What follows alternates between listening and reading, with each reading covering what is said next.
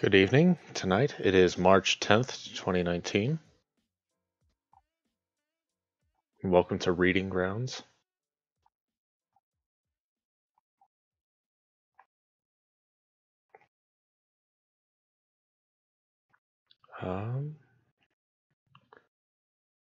Last week we were talking a little bit about we were continuing our reading of Manga in Theory and Practice by Hirohiko Araki. We've made quite a bit of progress in that. Gone over quite a bit and had a lot of time to discuss, or rather I've had a lot of time to discuss and reflect and contrast it with how I feel my own writing style and philosophy goes. We've gone through a considerable amount of that.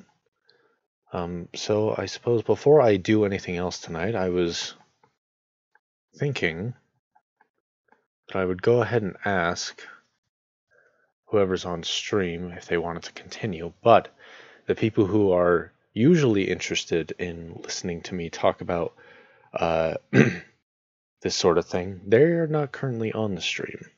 Hopefully they'll be on a little later, but for right now, I'm just going to leave that question hanging in the air, and instead I am going to be doing a bit of filler. As usual, I'm going to start by reading the front page of the Wikipedia, of the English side of Wikipedia. Today's featured article is WAVES. That's an acronym for Women Accepted for Volunteer Emergency Service. Something to do with the United States Naval Reserve during World War II. In the news, according to Wikipedia, Ethiopian Airlines Flight 302 crashes shortly after takeoff in Kenya, killing all 157 people on board. A severe tornado outbreak has hit the southeastern United States, with one tornado causing 23 deaths in Alabama. Heightened tensions between India and Pakistan after both countries conduct airstrikes.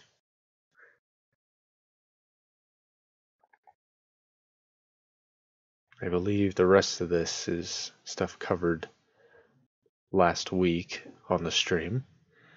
And of course, the streams are archived here on YouTube. They can be seen by accessing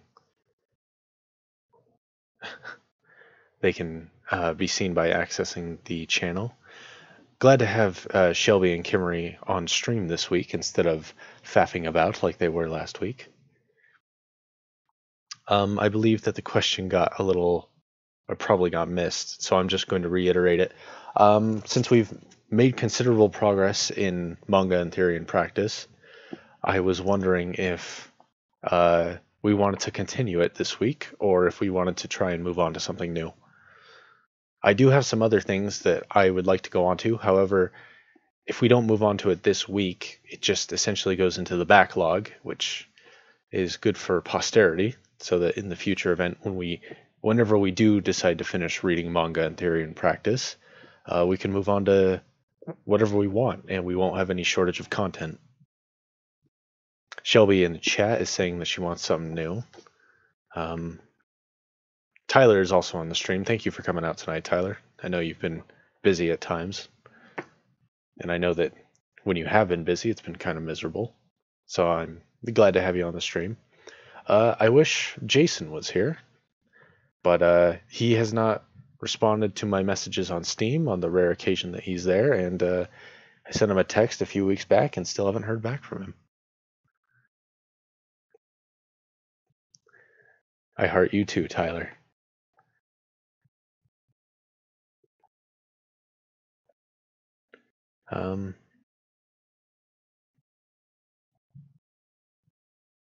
Let's see here. So as far as potential, let's see. Of course, we talked about manga in theory and practice. We talked a lot about that. Or I should say, I talked a lot about that, since that's the nature of this little podcast stream. And I have to say, on the subject of streaming and podcastery and all that stuff,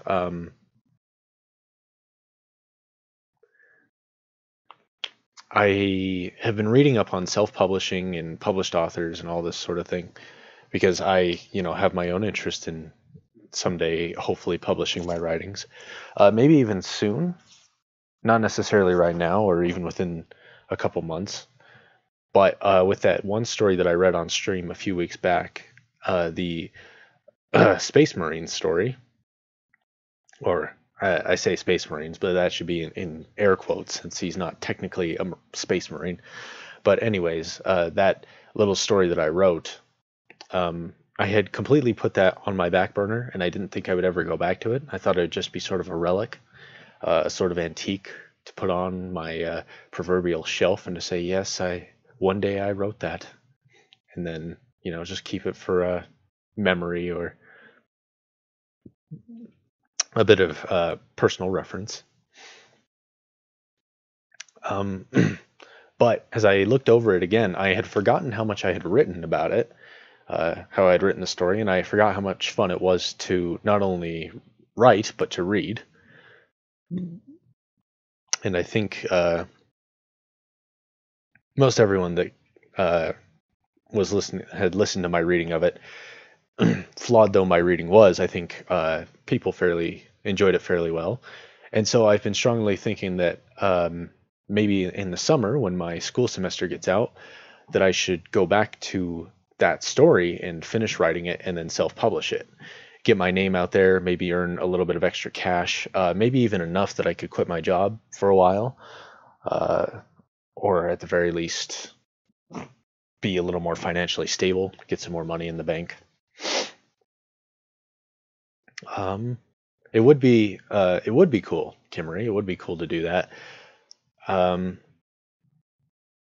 have not contributed to it as of late. I have not looked over it since that stream. I haven't done any editing on it or any additional writing. I have not changed anything. And so I don't know, because the thing about my writing is that even though I feel like it turns out pretty good, it is a very slow process, and I am very picky, and I always go back over things and redo them. And part of my fear, at least with that book, is that if I overdo it, I might lose that sense of humor that makes the story good. So I don't want to overwrite the book. I don't want to spend too much time on it. But that is my natural habit, is to spend a lot of time on that sort of thing. I'll take a more in-depth look at the manuscript in the summer when I have some more time. I did sign up for a summer class. I signed up for imaginative writing, I think, Intro to Imaginative Writing, which is part of my English degree. And I'm hoping that maybe even that class could help me, or that I could write that as part of the class and use that as homework. That way I could kill two birds with one stone and get credits for my major while also potentially furthering my career. Anyways, my original point was that as I was looking up self-publishing and all that sort of thing, as I was looking it up, there's a lot of advice out there for people who want to self-publish and who do all sorts of things. And the thing about self-publishing is that your profit margins are higher, meaning that you make more money generally per book. If you were to hire a publisher, you'd probably only see maybe like 10-20% of what the book makes. So if they sell it for $20, you'd probably make, $2 to $4 a book, maybe. Maybe more, maybe less, depending on circumstances. And that may not sound like a great deal, but it's important to remember, especially when you compare it to self-publishing, because self-publishing, you might make 70% of what you sell. So if you sell a book for $20, you would get, let's see, what's 70% of $20? a lot. Well, I'm not going to sit around in silent doing that math in my head, but point is that you would make more per book. The only problem is that with self-publishing, you don't sell as many books generally. There are some self-published authors that have sold a lot and they're, millionaires overnight essentially. But of course, they're the exception to the rule. And the majority of self-published authors, I think I remember hearing that on average they make anywhere between like $1 a year to $100,000 a year, as compared to actual published authors who, in general, make about on the low end of like $55,000-$60,000 a year on average. That's the low end of authors.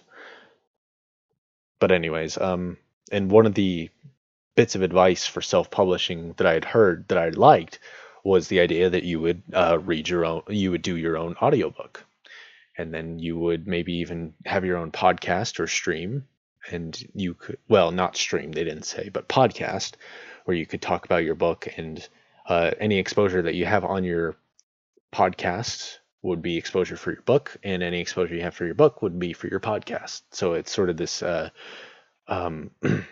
very nice, the opposite of a vicious cycle, if you will. I don't know, what is the opposite of a vicious cycle? Or perhaps the moral opposite of a vicious cycle. Would that be a circle jerk? I'm not really sure. But that's for the philosophers. I'm just a boy. So that's one thing that I'm thinking I want to do, at least, is that hopefully if I don't have a solid plan, because if I rely too much on a plan, it kind of like breaks my heart when things don't go according to plan. I hate it when I plan things out and they don't go right. And like, even if it's not necessarily a bad thing, just the fact that it doesn't go according to how I worked it out in my head, that actually takes quite a toll on me. So I don't like to plan too strictly. I just like to have a vague idea and to shoot for that. So the vague plan that I have would be to hopefully finish writing that book and not spend too much time on it, to just bang it out as much as I can and keep it funny, keep it loose, keep it not too serious, and then just throw it out on the self-publishing market. And then during the summer also buy a much better microphone. I'm currently just using headphones that I think I got with my cell phone, and they're not terrible, but to get an actual professional grade microphone and a pop filter, and maybe figure out some things with equalizers and all that sort of thing.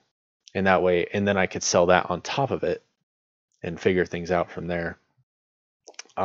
Given how long it takes me to write things, I'm not sure if I could do that in the summer. And then, of course, by the time I get back into school in the fall, chances are that I would be back to where I am now, where I'm not able to do much writing at all, at least nothing serious, which is unfortunate, but it is possible that I would be able to finish that. And I think mostly that's because that book isn't nearly as serious, so I don't have to, it's easier for me to kind of let go of it instead of hold on to it. But anyways, that's sort of the game plan now. And if all goes well, I would even love to go back to reading it again on the stream, and then maybe dole out pieces of it and tag it. And then obviously, I would want to do a proper reading of it. When I do it on stream, I'm just reading it to read it. But if you're going to do a professional thing, you have to correct mistakes and make sure that you have good takes. And then in the end, you have to edit over it. And right now, I don't do really much editing at all on my videos. I edited that short story, Blood, Sweat, and Tears, which of course is also on the channel. And I just used a basic editing program, which is available on Windows 10, and that was a nightmare. So I'm thinking that if I'm going to do any actual professional editing, I need to find some kind of software and figure it out. Probably just Audacity, which is free, and I think that's what most people would recommend. But Audacity would still have a little bit of a learning curve to it.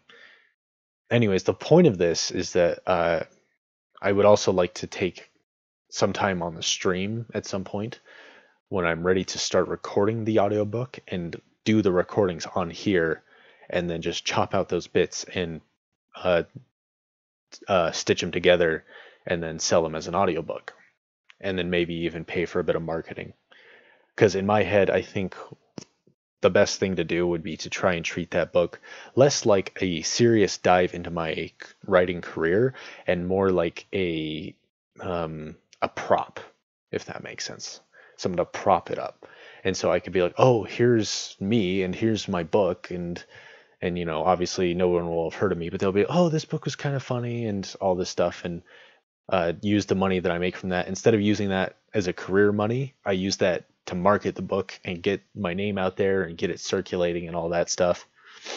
And then do the same thing with the audiobook, and just, even if I have to zero out or even delve into my savings a little bit, just use the money that I make potentially from that book and self-publishing and doing the audiobook, and using that to get my name out there and hopefully gain an audience. And then people maybe will even start coming on this stream more often. And then in the future, whenever I do make my serious attempt into writing, they could be like, oh, this is his real attempt. This has an actual editor. And then when I submit it to a book agent or a publisher or whatever it is I'm planning on doing, I can be like, look, I have a book published on Amazon. You can see how many reviews I've gotten,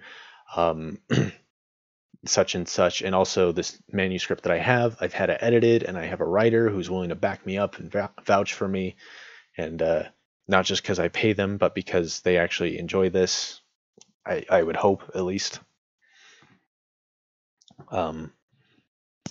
Anyways, so obviously that's my loose plan. It may never come to fruition, and if it does, it probably won't be, at least, for a few months. And it might not even get done in the summer. It might end up being that I don't have time until next summer, even, depending on how school goes, or maybe even winter break or whatever. Or maybe it takes longer. Maybe there's some sort of wrench thrown into my plans and I keep getting delayed. Whatever the case, that's kind of my plan, at least for now. So anyways, Shelby asked like 30 minutes ago, she asked, what advice would you give to someone wanting to write but doesn't make the time for it, besides just doing it? Just make time for it. I know it sounds like a broken record, but that's really all there is to it. I think George R.R. Martin, in fact, he's the guy, of course, that wrote, he was the one that wrote A Song of Ice and Fire, which is, of course, now Game of Thrones TV show, which is having its final season. But, of course, the thing is that George R.R. Martin is... he had his own little podcast years and years ago, just a little tiny thing. And he talked about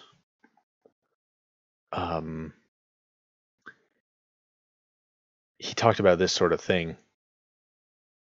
He had an episode, Good Advice on Aspiring Writers, and I'm going to link that and put that in the playlist that I have for this channel, where I include videos that I mention on the stream. And he gives a couple rules for writing, and it's basically just 4 rules, as I recall, 4 or 5 rules, and every single one of them is just do some writing, do some writing, do some writing. Oh, and also do some writing. And as ridiculous as that sounds, that's basically all it is to it. And it may seem a bit strange, or it might seem, what's the phrase I'm looking for? Not wrong, but redundant, or even facetious. But it really isn't. And obviously, I'm still an aspiring writer. I'm not even in the industry technically. I'm just wanting to be in the industry.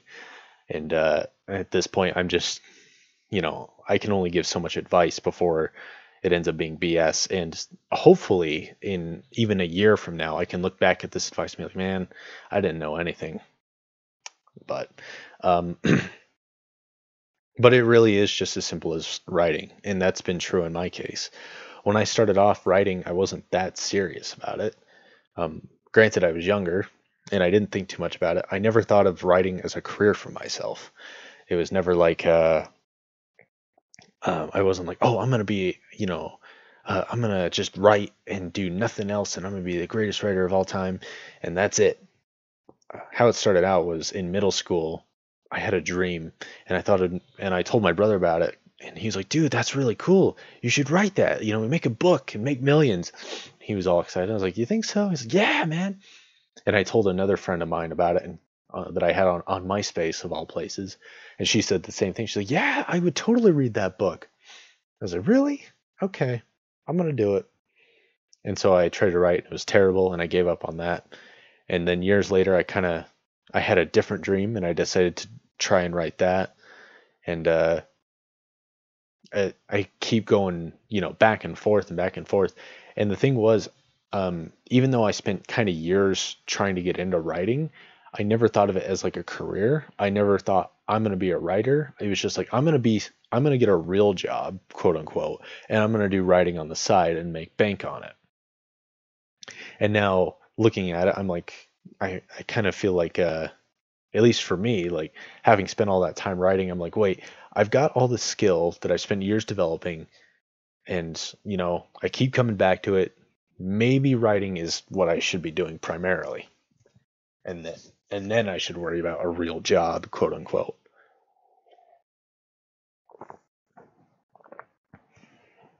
But my point is that, as far as my writing goes, I just started writing, and I kept writing.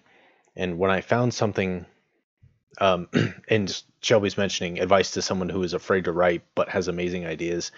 Everybody's got amazing ideas. Everyone and their dog has amazing ideas.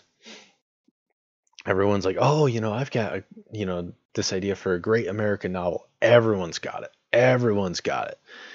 The difference is, the only difference between those people and writers is that writers actually wrote out what they were thinking. That's it. I promise you there's no difference.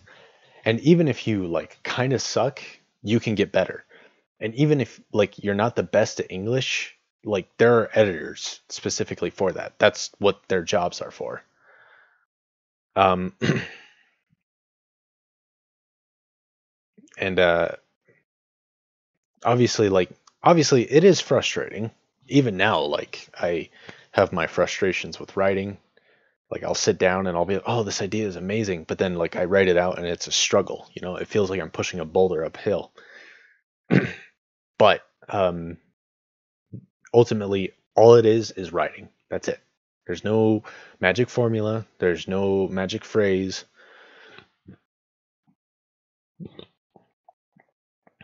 There's no way to get around it. If you don't write, you will never be a writer. And it is hard to find time for it. I know. I'm currently in that boat where I don't have the time for it, unfortunately. And it's not to say I haven't done any writing, because even now, like, I got a little writing journal for Christmas, from the family gift exchange. And now when I'm on my lunch breaks at work, I sit down for like the last 10 minutes of my lunch break and I just do writing. I just do creative fantasy writing, which I hope to one day be able to put forward in a more congealed way, a more refined way.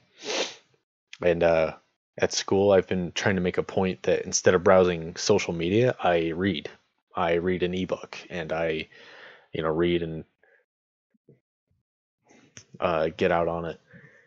And Shelby is saying that she doesn't know exactly how to word her questions, and I get that.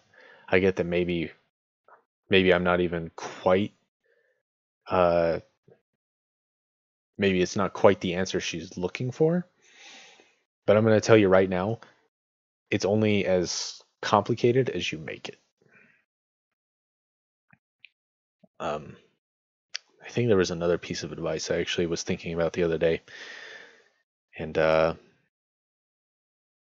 I was thinking I wanted to apply it, and now it's eluding me. Oh, jeez.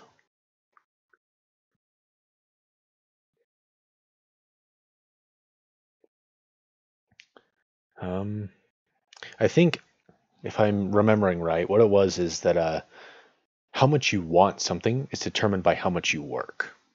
How much you want is determined by how much you work.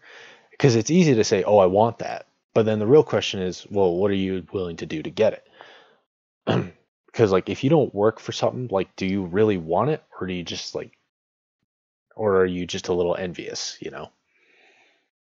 Like if you decide, oh, I want to be in shape, you know, a lot of people will say that, but are you actually going to exercise? Are you actually going to change your diet? And when you do these things, are you going to commit to it, or are you just going to give up after a week? Because if you really desire it in your heart of hearts and it's a deep seed planted, you will find ways to work for it, and you will not let something get in your way. And anything that does get in your way, you're going to work past that. And I know that's easier said than done, but that's ultimately what it boils down to. What you want is determined by what you do. How do you support a friend in their writing? Shelby is asking. Well, I mean, you can be supportive, obviously. If they're like, do you want to read my story? Do you want me to listen? Do you want to listen to me read it? That's fine.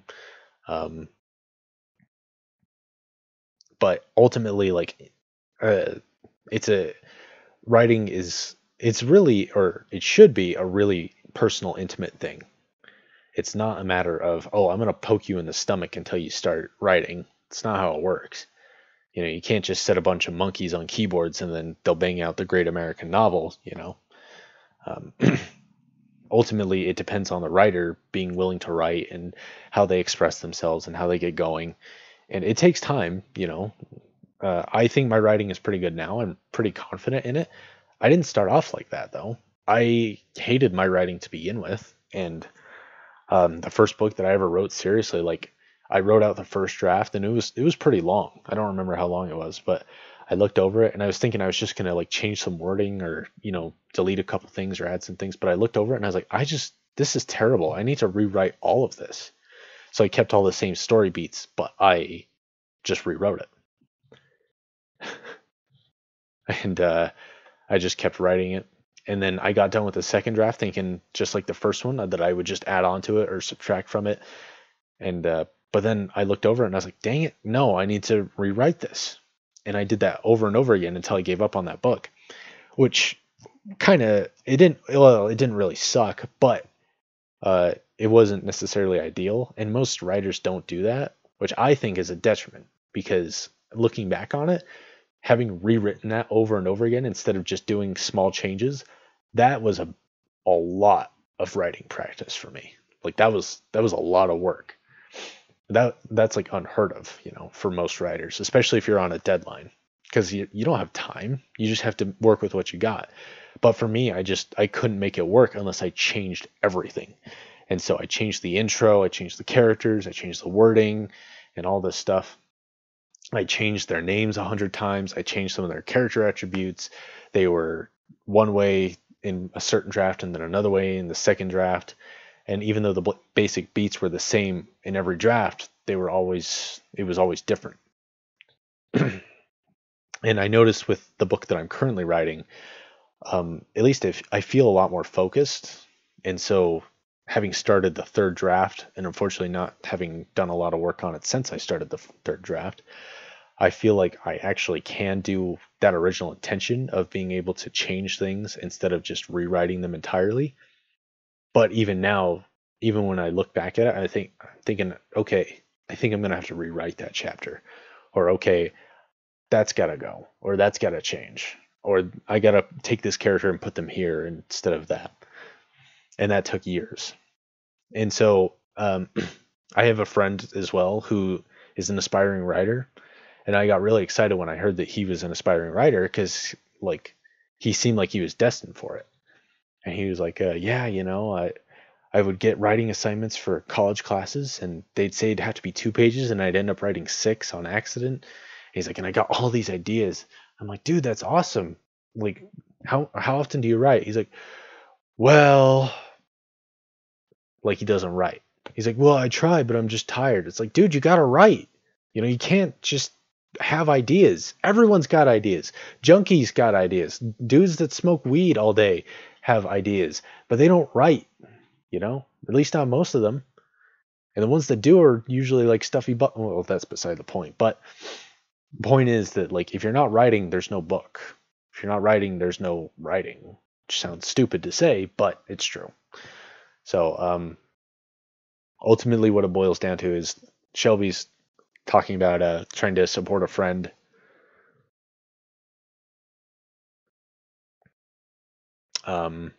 And my friend, I have a male friend that's the same way, where he says he wants to write, but he doesn't. And so as I think about, like, going back to that thing, like, how much you want something is determined by how much you work for it. Bottom line. And the funny thing about that is that I think people assume that you have to be completely motivated from start to finish, which isn't necessarily true. You just have to be dedicated. Because, with that one book that I wrote that didn't end up going anywhere, I had 3 or 4 drafts on it. By like the 3rd draft, I decided I didn't even like it. And I was like, well, I don't even agree with this anymore. I don't agree with this moral. I think it's a little nihilistic. I don't think it's right. But I kept writing it because I felt like I should. And eventually I had a better reason to stop writing it. But the point was that, like, I wasn't motivated except to say that I wanted to write and I wanted to finish it and get it done and then move on. And I finished with it. I didn't finish the book, but I finished with it. And so when I say that how much you want is determined by how much you work, I mean to say that you don't have to always, like, be 100% dedicated. You just have to be dedicated. And it's like, eventually the honeymoon has to come to an end. And the glory that you started off with, eventually that kind of drifts away into the sun. And it goes the way of all the earth. And that's just how it goes. And it doesn't mean that your spouse isn't worth anything. It doesn't mean that you should get a divorce. It just means that shine is, or not even that shine is gone, but just that you've gotten used to it. And so you keep at it and you keep being used to it. And and so basically you keep working, and that determines your want, as I say. There's only so much I can really stress this point, because ultimately it's just something you have to experience, and it's something you kind of have to get into. And it took me years. It took me years before I felt comfortable as a writer. And even now, like, I was really confident about Blood, Sweat, and Tears, but when I submitted it to the publishers, all those insecurities started, like, creeping on me. But it wasn't like I gave up, unfortunately I felt like maybe I shouldn't bother with that particular story getting published. And even that, like, even as I think about it, maybe I could still keep sending it out and seeing if it'll get published. Because I was reading about one of my favorite comedians, Jim Gaffigan, and he got his big break in what was it? He got his big break on Jimmy Kimmel Live, I think it was. No, not Jimmy Kimmel. I think it was a late night talk show. David Letterman, I think it was. And he was applying to be a stand-up comedian on that show for 6 years. 6 years before they accepted him on. But when they did, that was his big break.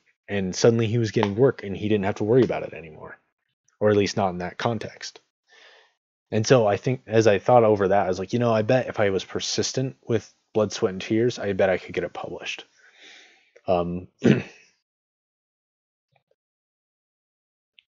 ultimately, at least right now, I'm not too worried about it. Because even though I'm proud of Blood, Sweat, and Tears, I feel like I don't feel like I need to get it published. At least not right now. I kind of like having it as this is what it is. But anyways, so that's me rambling about writing, of course. And of course, if you're listening to this and you ever have your own questions, you can always post a comment, or I think you can also message me on YouTube. I've never actually messaged anyone on YouTube, at least not for a long time. But if you were to somehow find a way to do that, I'd be happy to answer any questions and to prattle on about what little I know. Even if you have questions that aren't about writing or about reading, I'd be happy to prattle on about those, even though I don't know anything about them. Excuse me. And speaking of prattling on, in school and writing and all that, YouTube got rid of DMs. Maybe. There is a friends feature apparently, but I think you might have to add someone on to that, which I'm not gonna do that. I don't have any friends. But anyways, in school I have, for my communications class, I'm supposed to give a speech, a presentation, which is fun, and so I'm going to be spending my spring break working on that among other assignments. But I was kind of wondering, I don't know when that speech will be. I think I'll have spring break, and then excuse me, and then there will be spring break, and then the Sunday of spring break, and then the normal school week the day after. I think in those days following, or maybe it'll be the next week, I'll have to share my presentation. But if all goes well, I would like to probably practice that on this stream and get some feedback.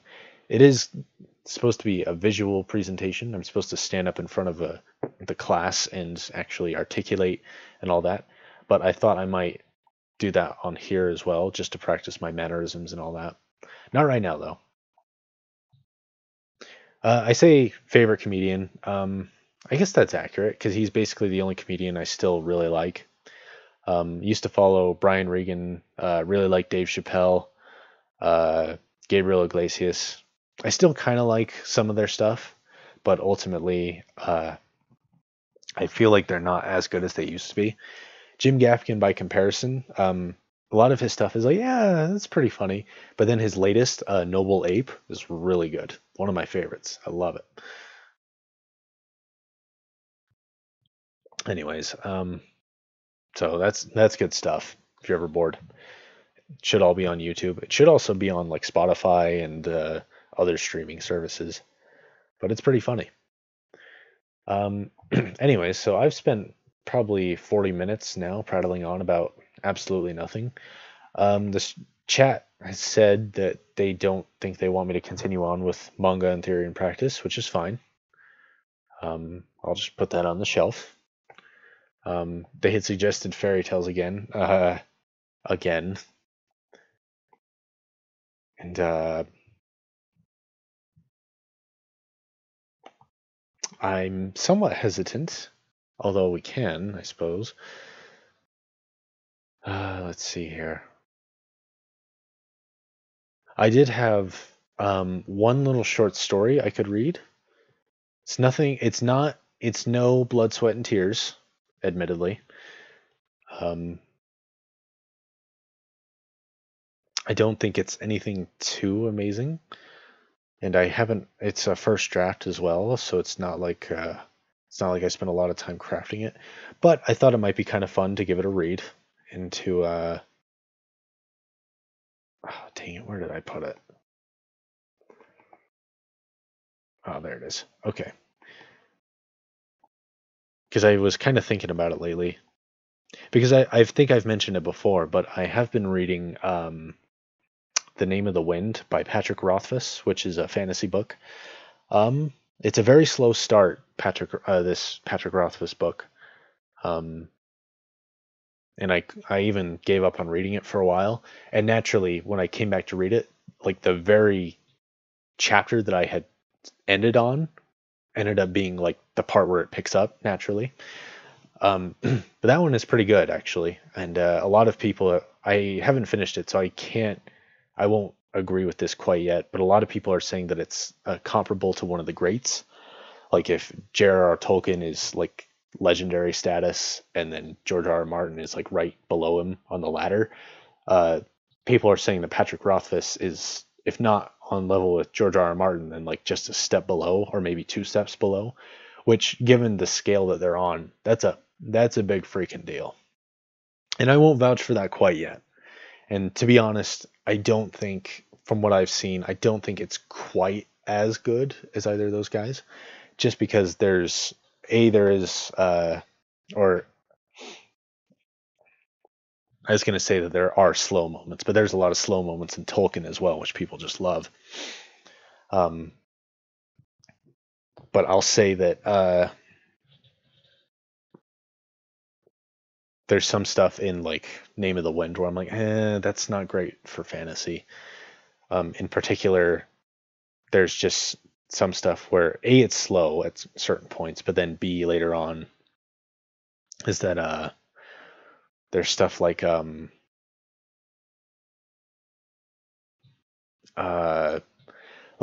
there's this there's a god, the primary deity in the book is this god called Telu or Tilu. I'm not sure how to pronounce it. It's like Thlu.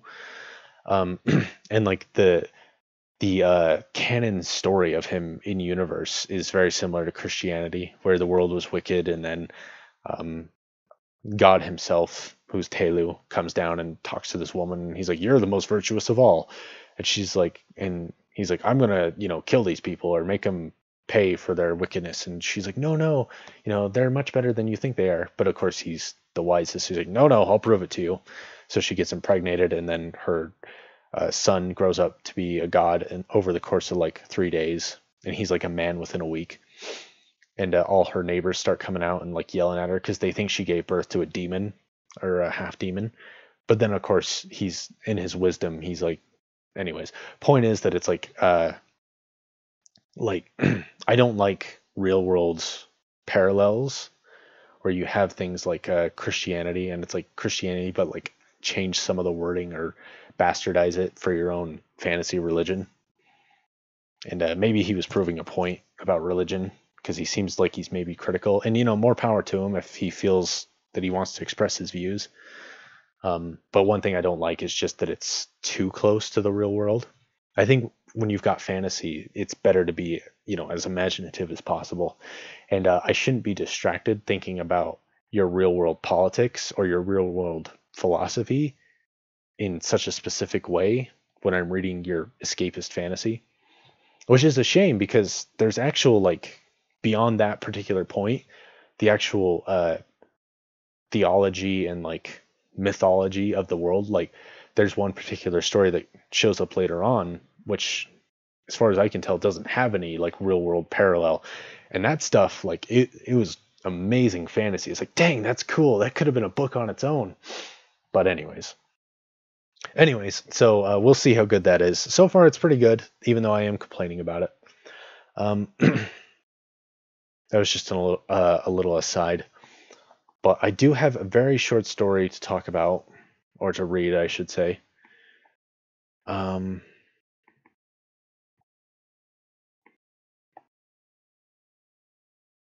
It's a...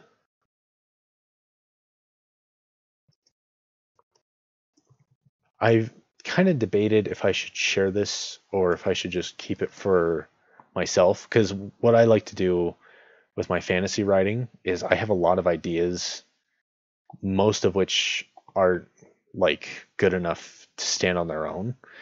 So my thinking generally is that I should keep them sort of on the back burner and keep them secret and not share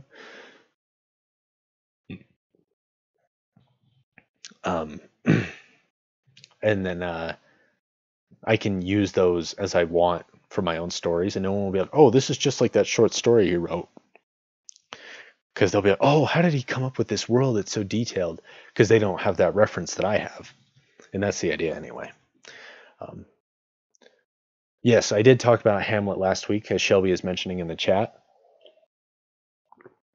John Gielgud was the best Hamlet by far, and I think I did link to a YouTube upload of his performance as Hamlet. Definitely give that a listen because it is, without a doubt, one of the best Shakespearean performances there is. And Hamlet, in and of itself, is amazing, and is also the reason why I stopped writing that first book of mine, because I feel like Shakespeare expressed themes that I wanted to express, but he did it in a infinitely better than I ever could. So thank you, Shakespeare, from keeping me from making my first published story to be some edgy piece of crap that I would have regretted immediately as soon as it was published. Anyways, enough tangents for now. I have a short story. This one is called, I just called it The Sealed City. Here it goes. Take your hopes across the land. You'll never lose your way if you seek to find the city in all its splendor and magnificent people. The towers of the center stretch high and well. Look for them, and they'll always be there until you reach past the encircling mountains. But before then, don't forget to look for the city. Visit it, or at least desire to visit it. Elsewise you'll forget of its existence and move past in your life, never to see the city or the strange splendor within. Something there enchants them, enriches them. Quite literally, in fact. People have a habit of finding an extra coin in their purses, in their shoes, even on the busy streets or beneath a plate of food served at warmly inns. The money is well for them, but it never seems to leave the city. A sudden hole in your pocket will do just that, and when you bend down to count the coins you dropped, you'll find that the extra coin you picked up is now missing and nowhere to be found. Still, so long as you remain within the city's clean walls, you'll be well off and never want money for long. For all the gold found therein, the place is none too pricey. At least it isn't if you've been there a day or two, enough to collect the gold you need to buy what you want. The many happy people, and there are many, and they are all happy, do not charge so much for a mess of delicious food, not even for a whole roasted goose, or a wash of berry brew, or the buttery sweetbreads which always seem so fresh. The food is better there, you'll find, but so fairly cheap, even as you eat like the king. Those serving will smile and laugh, and even dance and sing for you if you but ask. It'll only cost another coin more. The people there are long used to the easy riches and the appearing gold. There is no greed in this city, nor any cut purse or quick hands of ill fortune. For all this, many there have lost their love of money, and instead trade with coins and quaint memory, or to oblige travelers. Even a bribe to the guards will be met with laughter, not punishment or greed or honoraria.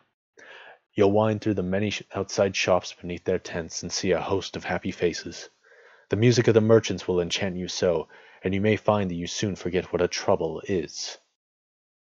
You'll be forgiven if you feel a bit lost. In all your traveling, you'll soon come to realize that this is not a city to exist, that there is not a city to exist, which was not half so grand as this one. But for all your searching exhortations, you'll be given many directions, but not a single map to be found in all the city. One cannot be bought. No artist would dare to try and paint one out. If you beg and plead, one soul might have pity enough on you to draw a few lines in the dirt to show you the nearest places.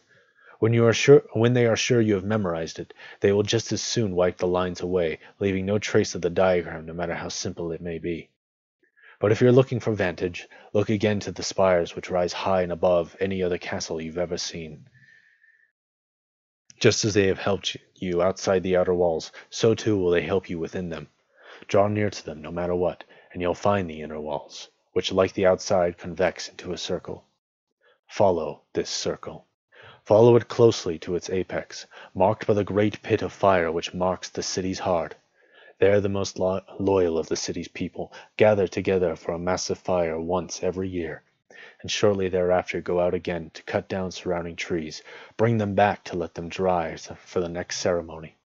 Facing the pit and the fire is the doors double and large, and in their center a great seal of wax, the design of which is an extravagance to behold.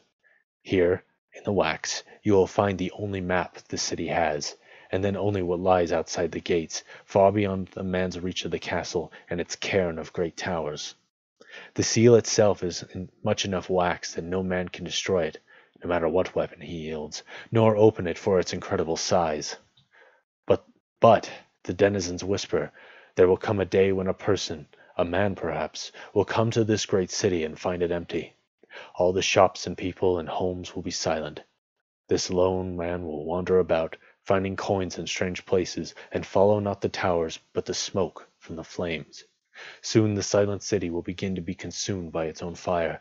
The pit shall be overrun with an abundance of logs, and soon this wanderer will be surrounded by smoke and fire, cinder falling upon his person without regard as the heat begins to take its toll. But he will not give up. Demons shall reveal their faces in the flames, taunting his struggle and mocking his weaknesses. But he shall not despair. No distress in the once magnificent city shall overcome him until at last he faces the pit, the heat of which shall be enough to destroy any man within a stone's throw. But this hero will not give up. Undaunted, he shall walk amidst flame and silence. A sky of black smoke will hide the guiding spires and delay his progress. The heat will come upon him, and he shall not disdain.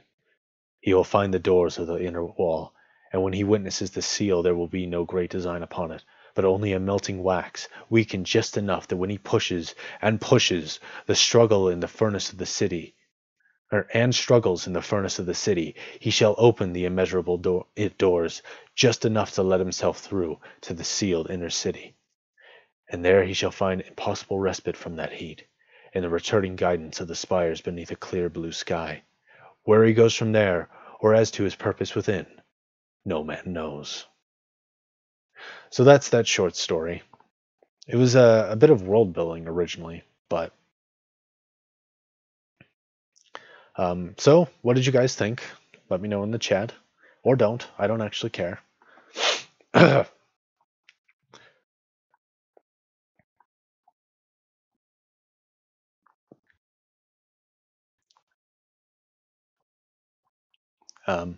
I don't even remember how I wrote that one, but I am proud of how it turned out, at least.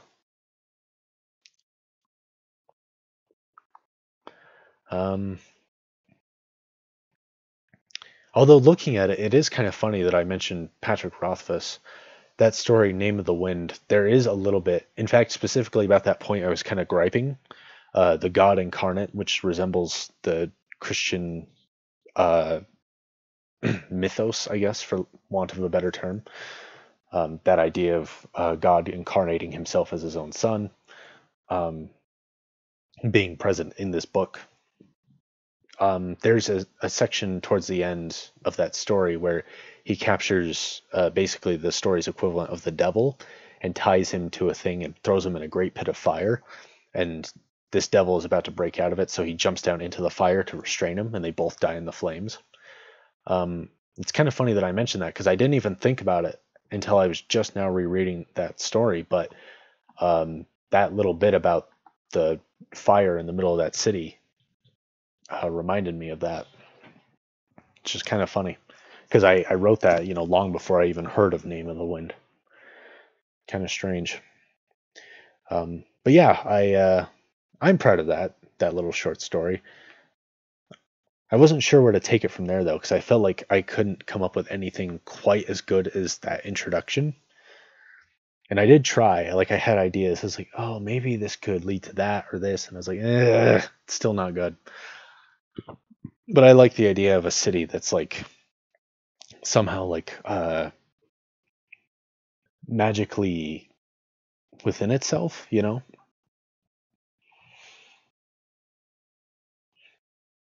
like no one wants for gold or money, but at the same time, if you try and take that money out, you lose it no matter what.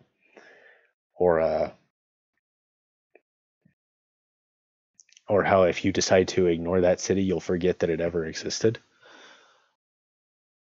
But I'm glad they trade in spice, maybe. Speaking of spice, I do have a copy of Frank Herbert's Dune. I was really excited to read that because everyone is like, "Oh, it's so great." And I got to be honest, while there's a lot of cool stuff in there, I didn't get much out of it. I haven't finished it, admittedly, but ugh, I got I only got so far in that, but ugh, I kept like it. Maybe it's just science fiction in general, which tends to be very dry, and I just can't quite stomach it. Because I don't mind dry, but it's got to be done right. And I guess I just didn't feel like that did it. There's a lot of cool stuff though in Dune, like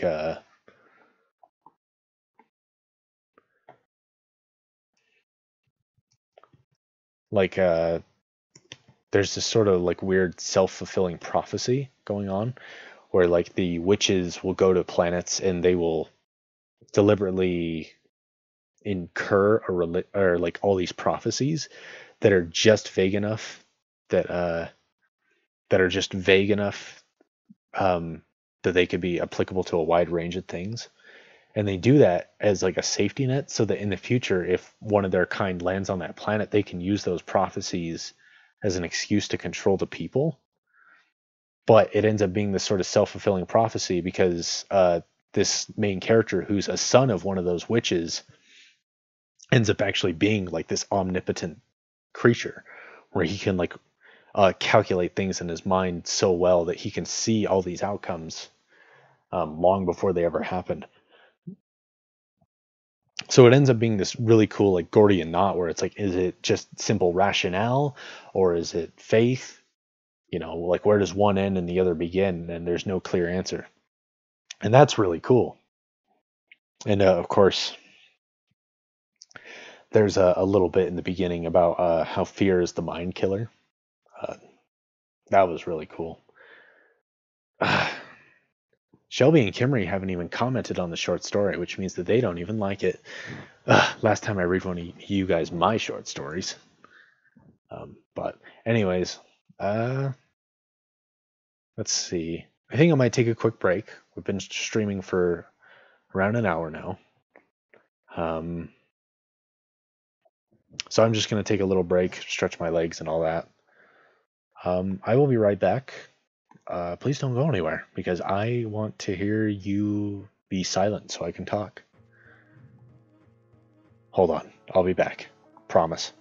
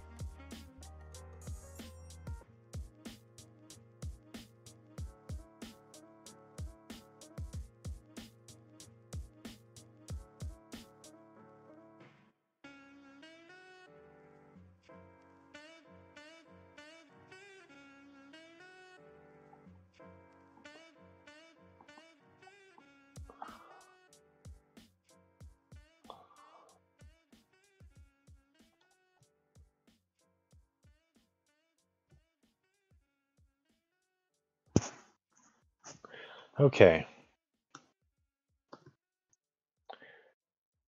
So like I said, I do have a copy of Dune, and I'm not going to read a whole lot of it because, well, that would be legally dubious at best, and quite frankly, it's a really long book. And as I said, I kind of lost a little interest in it, which is a shame because it is considered to be a classic. It's sort of like saying you don't like Star Wars. People are just going to give you funny looks. I got, to be fair, I got well into it. The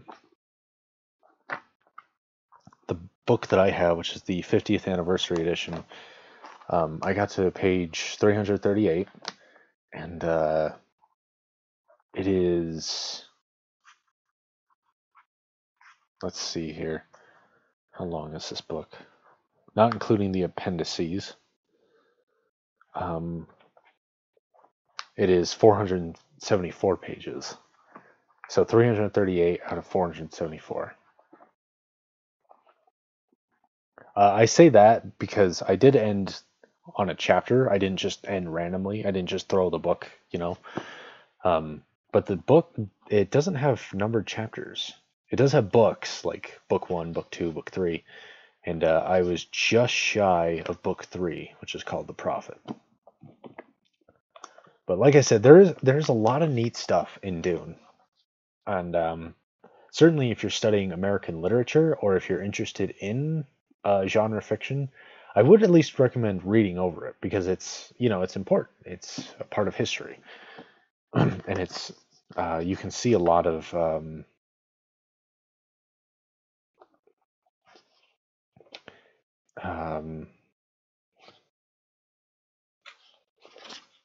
well, you can see a lot of influence in today's society just by reading it. But like I said, there's a mantra in the beginning of it. I can't remember if it has a name. I think it might just be Fear Mantra, or maybe not even that. But it's a great little bit of writing. So I kind of wanted to read it, even though it sort of sounds like therapy, which it makes sense in the context. But and for context, essentially what's happening is Paul Atreides, I think is how it's pronounced. He's going through the Gom Jabbar, which is not actually a Jewish ritual. It's a weird little ritual where you put your hand in a box and it gets really hot and you have to not cry. And if you do that, you're a man. I hear Gom Jabbar and I just think of Aqua Teen Hunger Force, which was a show on Adult Swim, really funny stuff. And I think specifically of there was one episode where one of the characters somehow converts to Judaism just as like a gag. Not that he was doing it as a joke, but that the people were doing it as a joke. And at one point, like he's ridiculously Jewish to the point where he has like the curls and the hat and all that stuff. And at one point he exclaims, he goes, "Oh no, Yom Kippur!" Like instead of, "Oh my goodness, it's Yom Kippur." And so every time I hear Yom Kippur or whatever it is, that's what I think of. And I'm sure that anybody listening to this in the future that likes Dune is probably really offended by the fact that I don't like Dune that much. And I'm sorry. I really did I gave it an honest try. But it did not resonate with me. And I respect it for its legacy. I recognize that there's a lot of cool stuff in it, and Frank Herbert had a very unique vision, especially for science fiction. You read a lot of science fiction, and it's just a bunch of nerds like postulating. And Frank Herbert was unique in that he actually had a lot of imagination and a lot of interesting insights into religion and society and all this sort of thing. And you can feel however you want about his views on religion, and the same thing with most high-profile science fiction authors like Arthur C. Clarke or Isaac Asimov, who who had their own strong feelings towards religion, one way or the other. Usually that they were against it, but in fact, on that note, before I go on, I remember hearing about Isaac Asimov, who I believe was raised Jewish, but he was an atheist, very strictly atheist. But one thing that was interesting was that he noted, and other people noted, that he used a lot of allusions to the Bible in his stories, and not like in an ironic way where he's like, "Oh, thou shalt not kill," as like a space marine shoots a space orc in the face or whatever. Not like that, but more like an honest, earnest uh, use of religion and the Bible, and in such a way where people are like, "Well, what the heck? Aren't you an atheist?" He's like, "Yeah, I am. I don't know why I keep doing it, but for some reason I keep going back to the Bible and putting it in," which is really interesting. And then uh, Arthur C. Clarke was another big science fiction um, author during the golden era, and he wrote a little book that I liked called Rendezvous with Rama, which is this short little story about this alien spacecraft that appears in our solar system. And so these astronauts that are currently in the vicinity of it, this is first contact. So like, well, we gotta look at it. We gotta see what's going on. And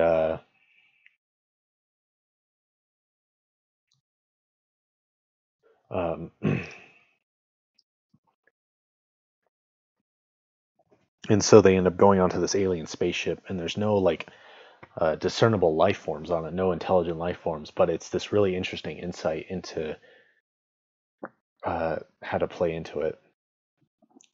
And I really liked it actually. But the reason I bring that up is that even though Arthur C. Clarke in his life grew more and more strictly atheist as he went on in his life, he when he wrote Rendezvous with Rama, he was a little more open-minded towards it. And sort of the closest thing that Rendezvous with Rama has to a specific hero, a central character, is this Russian astronaut who's Christian Orthodox. And he's basically the closest thing the story has to a hero. So it's kind of interesting that you have these guys who are atheists, and I think Frank Herbert was as well. I'm not sure. I feel like he was. I'm not sure. But so you have like Frank Herbert and Asimov and Clarke, and these men were atheists, but they still had a lot of religion interplaying into their stories. And sometimes it's critical, obviously. In Isaac Asimov's Foundation, there's this big bit about how religion controls society, and there's this sort of civil war going on, and it ends up being a big part of it is that it's religion basically versus the state, I think. It's been a while since I read Foundation, and I didn't like that one either, for whatever it's worth. And while I'm on the subject, I'm going to rant about this because I started Foundation.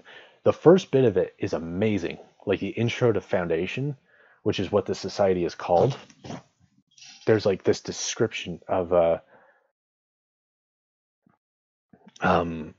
there's this description of this spaceship that he's on, or this colony, and like the way he describes it, I was hooked. I was like, dude, this is awesome. And then like the next chapter, he lost me, just because he went immediately to that dry, boring science fiction. I was like, oh my word, I want to claw my eyes out. And I didn't even finish Foundation. I got a certain way through it, and I was just like, I can't even read this. This is so boring. And I get it, it's not like it has to be high impact all the time, but come on. Tyler's asking me in the chat to explain closeness to the Bible. I'm not, I don't know if you noticed, I'm not the biggest fan of science fiction literature or genre, I guess. Not out of principle, but just because it's so boring and it's hard to read. And I recognize that there's more to a story than how exciting it is. But for me, I need to enjoy it, I need to enjoy reading it. And if I'm not enjoying myself, I don't care, I'm not going to read it just because it's important. I'm going to read it because it's interesting and it's fun and it's enjoyable. Well, maybe not fun. Maybe fun's a bad word. But so I don't know a whole lot about all their themes and how they incorporate. But I remember with Isaac Asimov, he wrote a story called The Last Question, I think it was called. And it was this neat little bit about it starts off with like these two astronauts in like the year 2030 or 2130 or something, and they're just sitting around drinking or whatever, and they're talking to each other, and like they're like trying to decide like exactly how the universe ends, I think is what it is. Because they're like, well, what about, the heat death of the universe? What about when all the heat in the universe just dies out, all the suns go out and all that? And one of it's a dialogue just between two scientists, and one of them's like, well, I mean, even when the heat goes out, there's still going to be a universe. And I don't remember exactly what it was.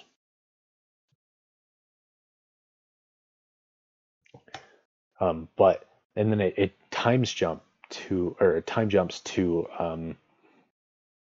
a further point in the future, and this dad is like talking to his kids, and his kids ask him like a similar question, like what's going to happen, you know, when all this stuff comes to an end. And it keeps happening over and over again until until finally the heat death of the universe, and all that's left is this basically infinite computer that's trying to calculate like what's going to happen. Or I'd have to look it up, but basically the story ends with the computer saying, "Let there be light," and there was light, which is of course how the Bible says, the universe began. Um,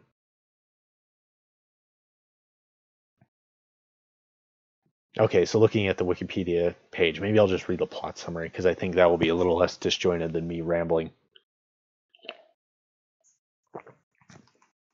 Um, so Wikipedia says the story of The Last Question deals with the development of a series of computers called multivac and their relationships with humanity throughout the courses of 7 historic settings beginning in 2061. Excuse me. Um, In each of the 6 scenes, a different character presents the computer with the same question, namely how the threat to human existence posed by the heat death of the universe can be averted. Okay, so more than just the heat death of the universe, it's about existence and what humanity could do about it. The question was, how can the net amount of entropy of the universe be massively decreased? And the answer is always the same from the multivac, this supercomputer. uh, the computer mulls over it for a while, but then it always says each time it's asked, insufficient data for meaningful answer. And so that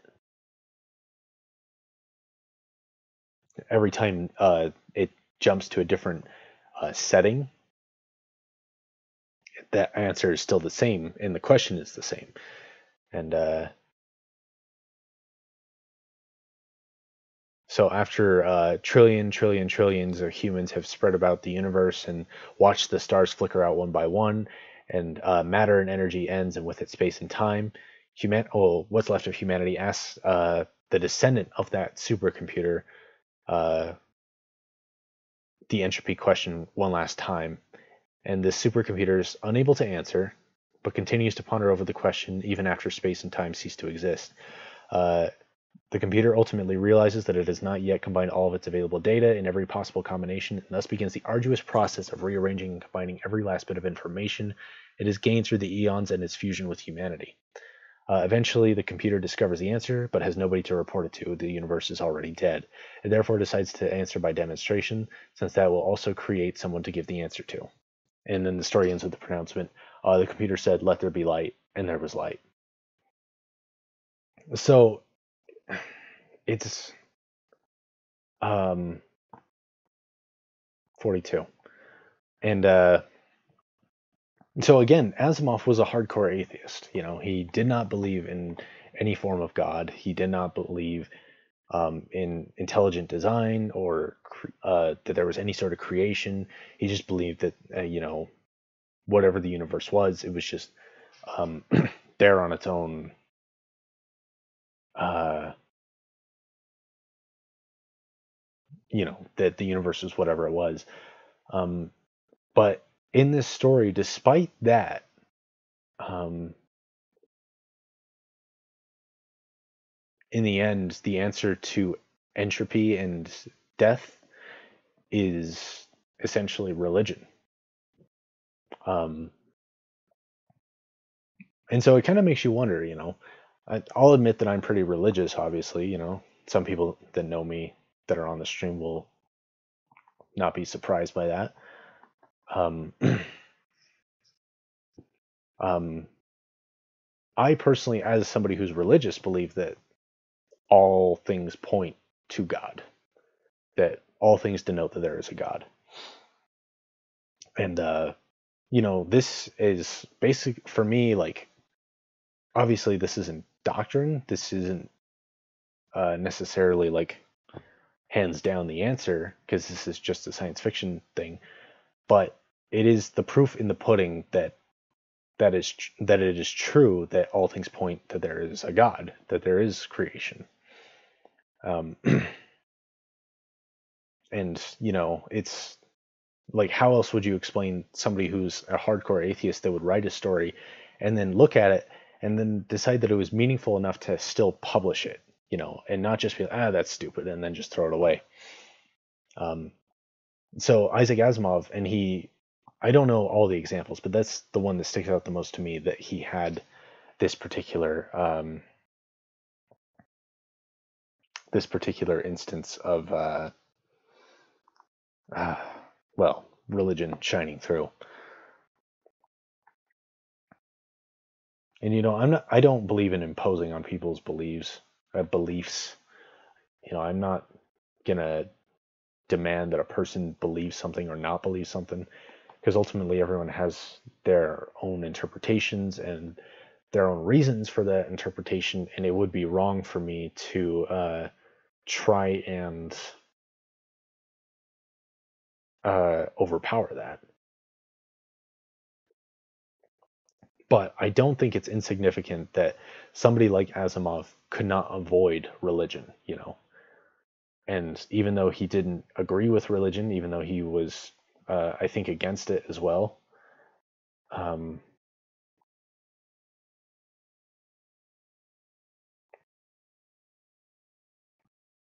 don't think it's insignificant that he would keep putting that sort of thing in there, and to keep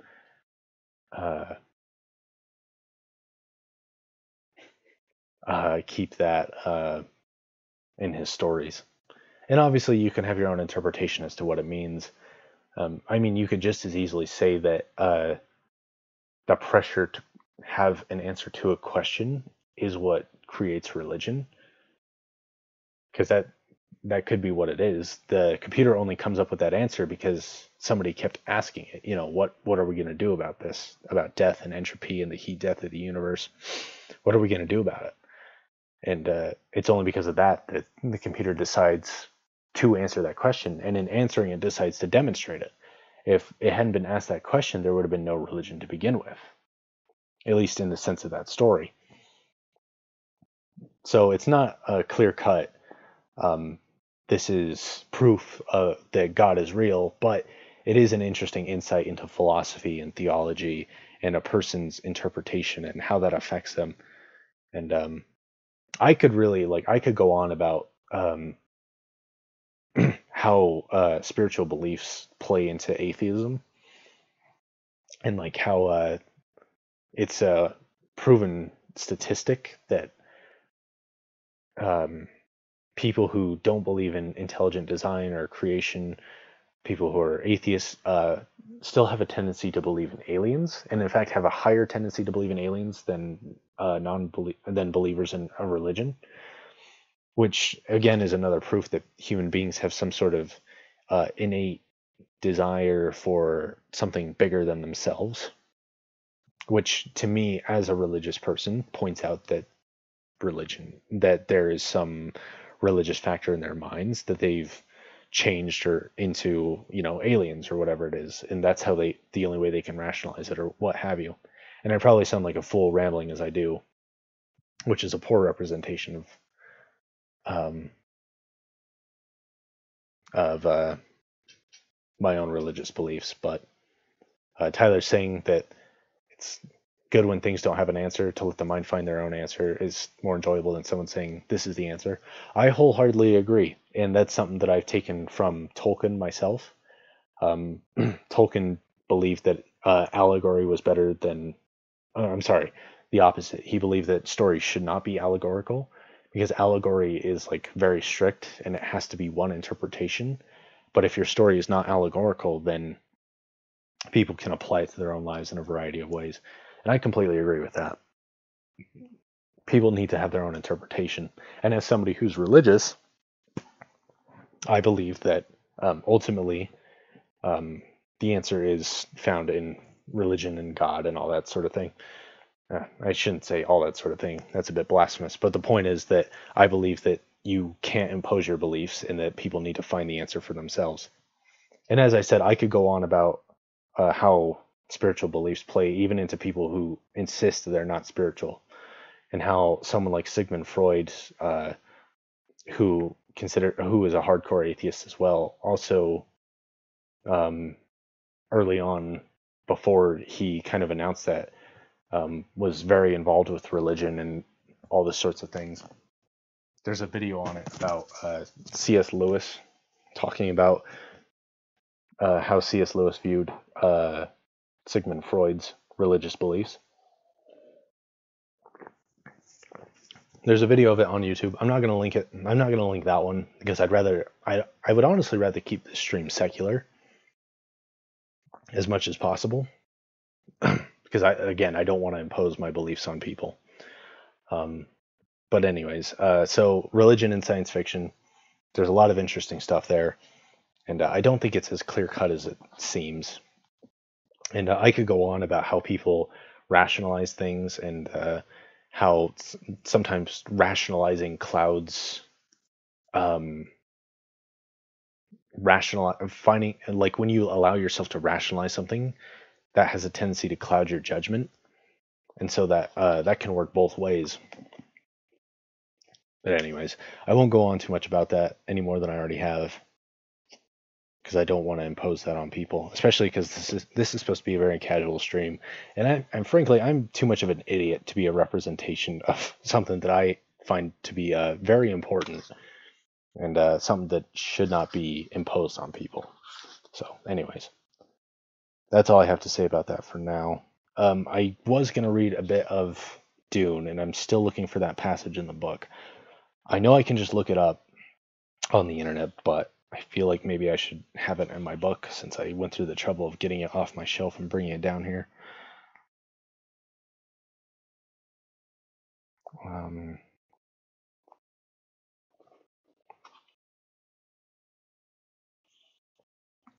Relief of the Globe. I feel like it was in the first chapter, but I didn't see it. Maybe it was. There's a bit of poem there, but that's not what I was looking for. My favorite opening line for a book. Tyler's asking me in the chat. I don't know, actually. There was one. I almost hate to admit this for fear of making myself appear even more of a fool. What was that called? The Great Gatsby, I think. And it said that whenever you think of criticizing someone, remember that not everyone has had the same privileges as you have, or something along those lines. That was a pretty good opening line. Aside from that, I can't think of a whole lot of opening lines that I really loved.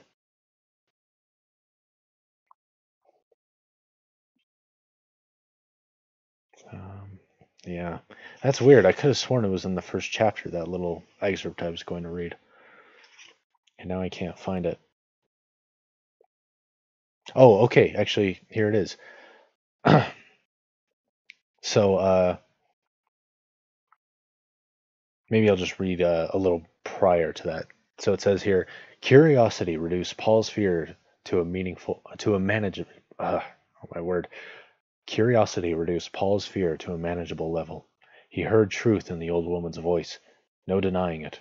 If his mother stood guard out there, if this were truly a test, and whatever it was, he knew himself caught in it, trapped by that hand at his neck, the Gom Jabbar. He recalled the response from the litany against fears his mother had taught him out of the Bene Gesserit rite. A lot of words here. Okay, here's that mantra. I must not fear. Fear is the mind killer. Fear is the little death that brings total obliteration. I will face my fear. I will permit it to pass over me and through me, and when it has gone past, I will turn the inner eye to see its path. Where the fear is gone, where the fear is gone, there will be nothing. Only I will remain. It's kind of interesting. Where the fear is gone, there will be nothing. I wonder if he meant to write when the fear was gone, there will be nothing. Because I seem to remember finding a typo in here, or maybe like a double printing of the word the or something like that. And I remember that sticking out to me. Because I remember thinking that, like, I don't remember exactly what it was, but I was like, is this like a first or second draft? There's some errors in here that should have been caught by the editor. And of course, this was written before computers were in the mainstream, so it's a little easier for those to slip under the radar, so to speak. But yeah, where the fear is gone, there will be nothing, which I guess is still sort of true. That idea that fear doesn't actually have, it's not really anything tangible. It's just an abstract that you can overcome.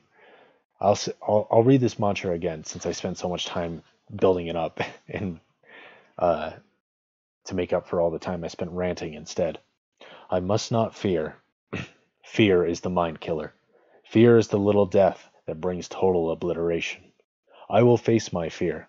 I will permit it to pass over me and through me, and when it has gone past, I will turn the inner eye to see its path. Where the fear is gone, there will be nothing. Only I will remain. So that's a great little mantra on fear. And that is something that is a little more interesting about Frank Herbert, is generally science fiction and fantasy. They're usually classified as being hand in hand, like they're sister genres or kissing cousins, whatever you want to call it. Sometimes literally kissing cousins, because the people that write them are perverts. And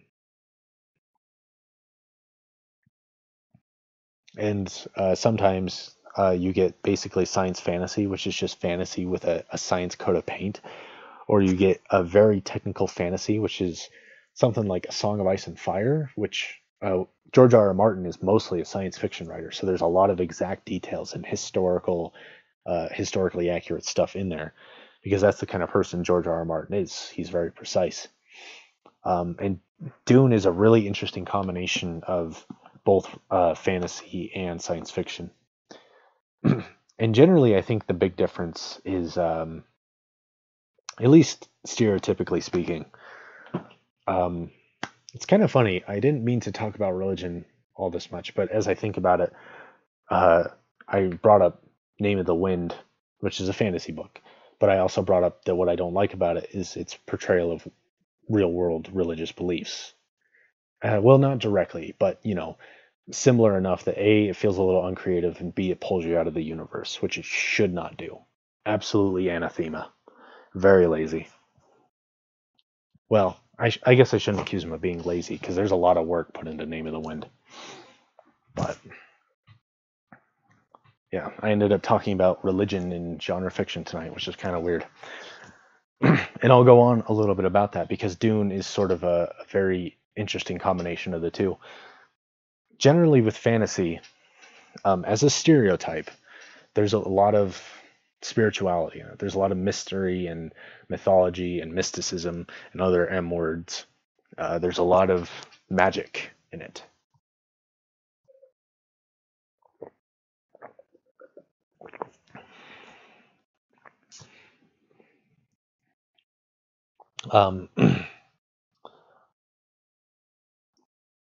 That's obviously very stereotypical, not always true. And off the top of my head, I don't know of a lot of books that don't do that, but I'm sure there are plenty that criticize religion in one way or another. And as I think about it, I know Marion Zimmer Bradley, who is, well, I don't want to curse, partly because this is YouTube and partly because I am religious. But Marion Zimmer Bradley was a awful, awful, awful human being who wrote fantasy. And I'm not sure if she was an atheist, but I think she was very critical of religion. And I don't necessarily think that her being an awful person has to do with that. But um, part of, but there is overlap there that some of the crap that she did, her and her husband, like part of that was counterculture to religion.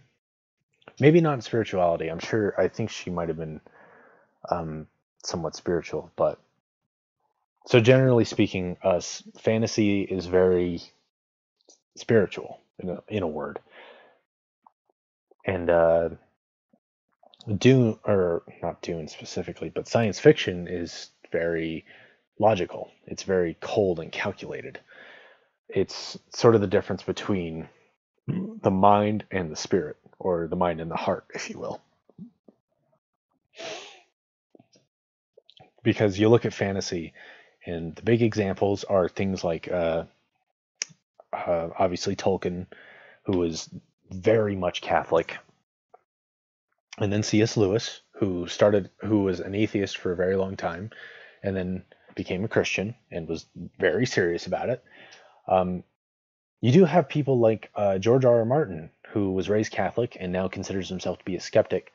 And I won't go, maybe I should, since we're talking about it anyway. But basically, in A Song of Ice and Fire, it starts off thinking that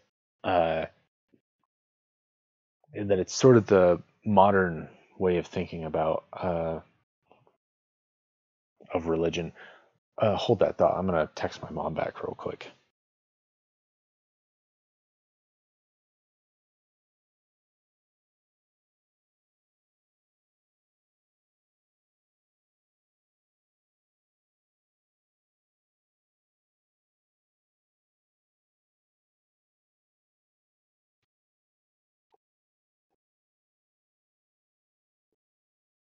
But it starts off with sort of what a lot of people feel about religion when they're critical of it.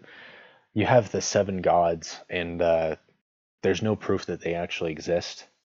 It's sort of like it's sort of how people view real religion, real life religion, I should say, where like you have all these beliefs, but you kind of just have to take it on faith that it's real. Um, and of course, there's plenty of criticism in the real world, of course, and in A Song of Ice and Fire, and there's parallels between the real world without it being so distinctly one way or the other. Um, and So there's all this criticism and stuff. But the interesting thing about A Song of Ice and Fire is that as the series goes on, there's more and more magic involved, and there's even a religion, which is the religion of the Red God R'hllor, which reveals that there is still magic and that there is, in fact, a supreme being, um, and that they have a purpose in the world, and they're not just a thing. They're actually involved. So even though I don't know if George R. R. Martin did that on purpose, but it does kind of point to this idea of, in the face of modern disparity against religion, where a lot of people are losing faith, congregations are thinning all over the country, maybe even all over the globe. You do have these people, or you do have this element of actual magic. What Tolkien would have called the true myth. Which is Christianity in his view. And I don't know if George R. R. Martin would consider himself a Christian, or if he would ever reconcile his beliefs into Christianity, or if he even is willing to acknowledge that he believes in some form of a God. But the point is that the books themselves, taken on their own, even though they seem like they're cold and logical and skeptical, like science fiction, which is to say like George R. R. Martin, they do come up with being more fantastical and magical and spiritual. And there is this element of positive spirituality to it. And I can't speak for exactly what's going to happen, because I kind of get the impression that R'hllor is the symbol for hope in the book, that his presence in the book is hope itself and is going to eventually help lead people to a brighter and better future. I don't know if that's true though, because George R. R. Martin is really good at playing with expectations. But the point is that so you have these three major examples. You've got Tolkien, Lewis, and Martin, and ostensibly, without going into too much detail or rather just taking it at face value, you've got these three major authors who are all in favor of religion and arguably all in favor of Christianity specifically. Martin's a little iffy, but you could maybe argue for it. Contrast that with the three science fiction authors we were just talking about, which is to say you've got Frank Herbert, you've got Isaac Asimov, you've got Arthur C. Clarke, and you've got these, and they're not the only ones, obviously, but those are the big names that people are going to think about when they think about classic science fiction and representations of the genre. And they're all atheists, all of them, and they might have their own, humanist beliefs or that sort of thing.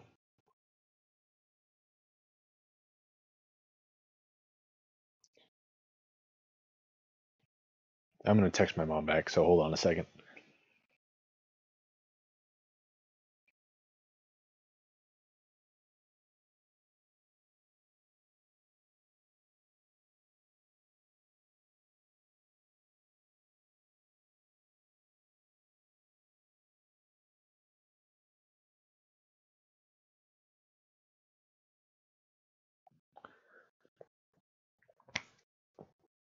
And it is interesting to point out, like I've been saying, that with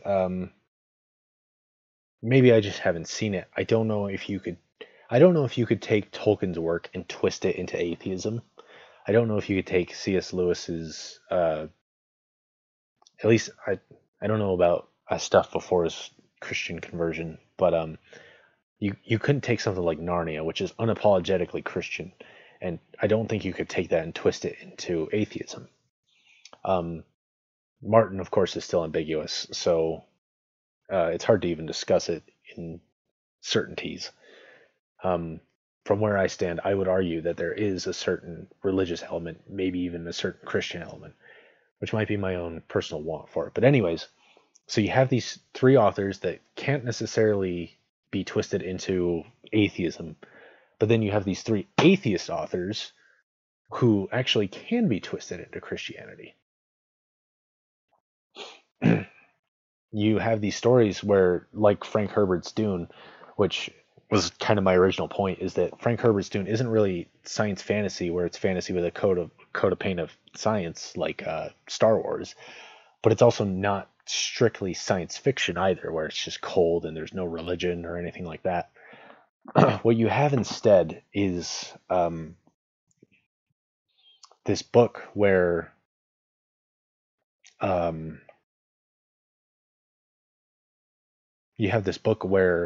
religion and science, or rather religion and logic, or rationality, whatever you want to call it, those two aspects are entangled with one another, and it's this Gordian knot where you can't really separate the two. They're one with each other, and you might even look at it and say that they're the same piece of string, just that things are kind of jumbled up and it's hard to tell, which is something that I do appreciate Frank Herbert for, speaking as on a personal religious level, just that you have somebody who portrays religion in a very complex light, in the sense that it's sort of like Isaac Asimov's story, where it's hard to tell where the cold rationale begins and the warm hope of religion begins.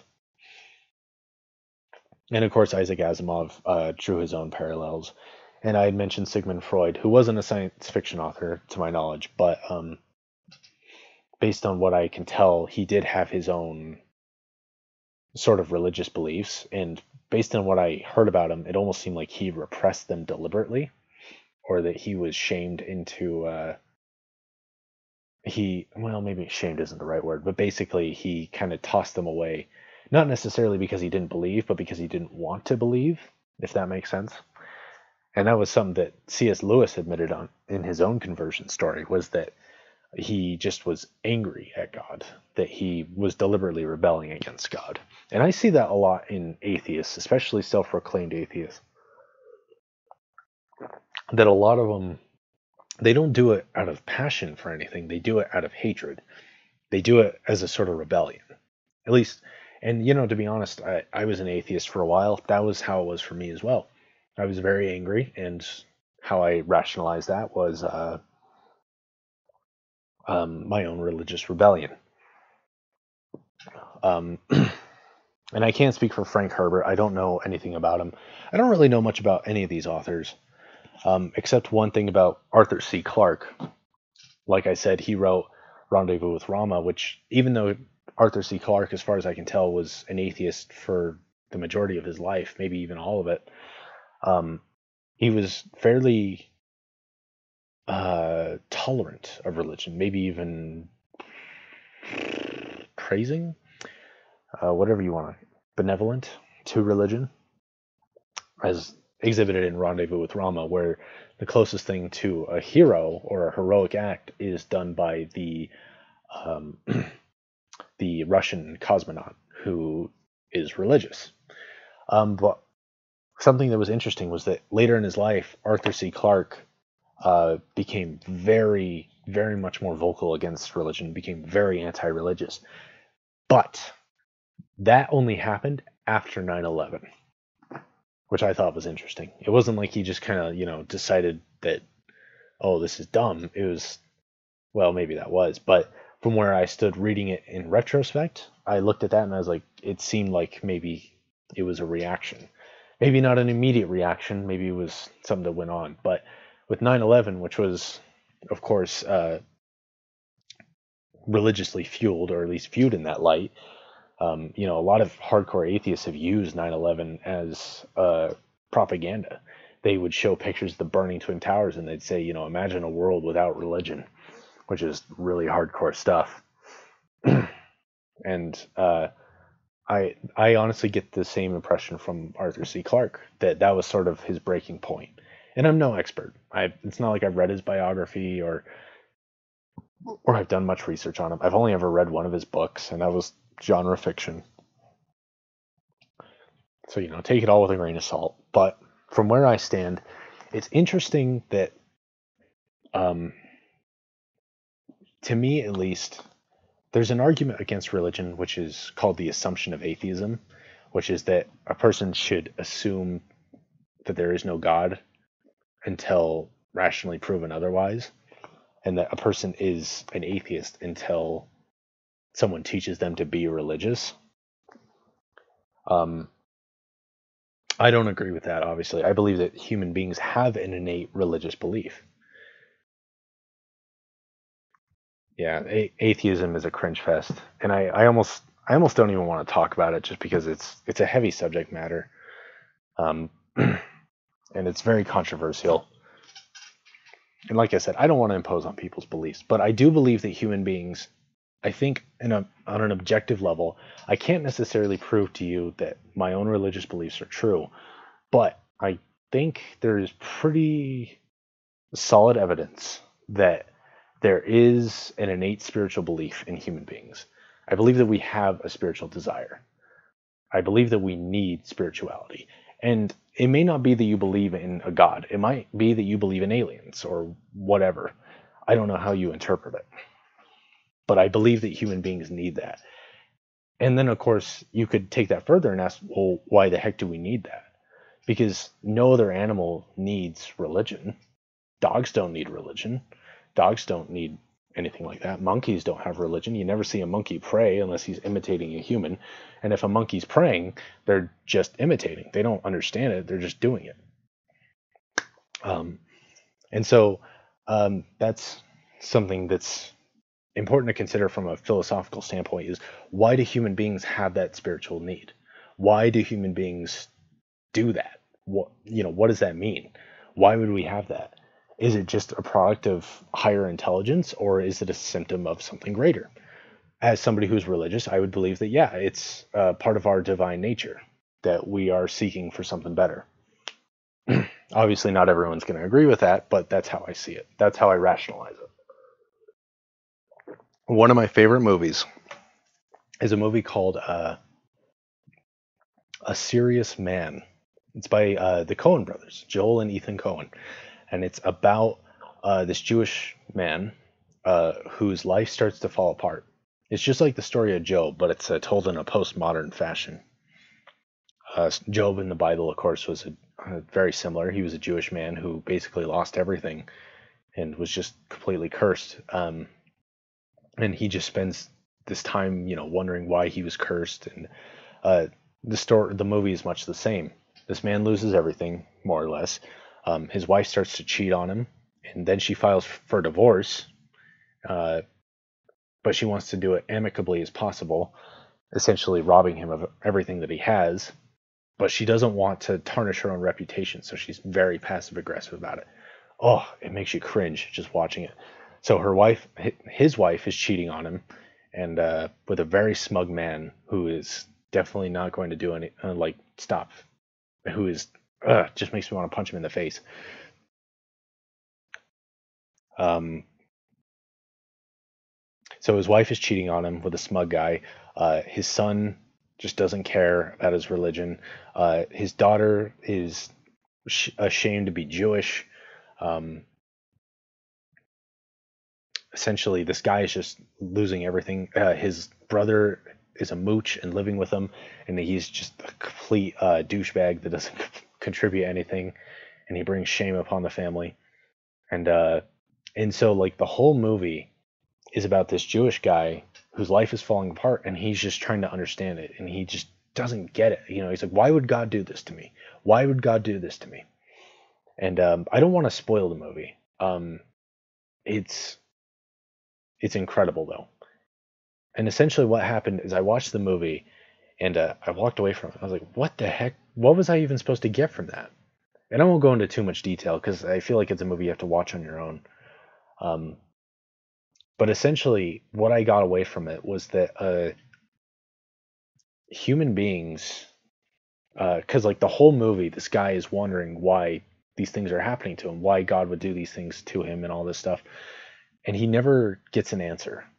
I guess that just spoils it. He never gets an answer. There's no divine moment. There's no denouement of oh, now it all makes sense. It's just, it seems like all this chaos. And he looks at this. He's like, well, what am I supposed to do with this? My life is falling apart. And what can I do about it? Is there some purpose going on? I don't understand. And he never gets an answer. But despite that, he ends the movie content. When the movie ends, he's content. He's not angry. He's not bitter. He learns acceptance, and he does not lose his faith. In fact, if anything, his faith seems to be a little stronger. And I watched that movie, and I was like, what the heck? What am I supposed to get out of this? And as I thought about it, what I ultimately decided was this. Human beings cannot deny their own sense of purpose in life. Because when I was watching that movie, I was trying to understand why all these things were happening to him. I was right there with him. I was like, what's going on? Why would you make a movie like this? Why would you tell this story about everything going wrong? What's your point? And I didn't understand it. And I realized, I was just like that character. But ultimately, the point was that as I thought about it, I was like, why would you make a movie like this? And so I thought about it. I said, okay, there are two possibilities here. Either number one, the Coen brothers had a religious purpose behind it, or number two, there was no religious purpose behind it, and they're just nihilists, and they're proving a point about how life is pointless and meaningless and all this other nihilistic tripe. But I thought about it and I said, no, that doesn't make sense, because in what was it called? The Big Lebowski, which is one of their more famous movies. The antagonists of that movie are a group of nihilists. That's what they call themselves, literally. They said, we are nihilists. We believe in nothing. And they're just, and it's not even that they portray them as evil. They just portray them as stupid, just complete buffoons that can't do anything right. And then they completely botch things, and they're too selfish, and they can't see the forest for the trees. Um, and they're the only like real villain of the story. And so I thought about it. I thought, is it possible that these guys could make a movie making fun of nihilism and then make a movie that was nihilistic? And I thought about it. I said, well, it is possible, but why? Or like, what if that's not the case? What if what if the Coen brothers are proving a point? And I thought, well, what's the point? And that in and of itself, that question was also the answer, if that makes sense. Because what's the point? Well, think about it. Like, if you make a movie that's pointless, you're not. If you make a movie and you don't have a purpose behind it, you have a purpose behind it. The purpose is that it's purposeless. But by making it purposeless, that in and of itself is giving it a purpose. Because that's your point. That's the point of everything, that you're trying to make something that's worthless, or not worthless, but pointless. And in doing so, you're making a point. And I thought about that, and I says, there's no way to make a movie that is truly nihilistic in that sense, because everything you do has a purpose. And everyone who watches that movie is going to be looking for a purpose. Even if they agree, even if they are nihilists, even if they think that life is pointless, they are watching that movie for that point.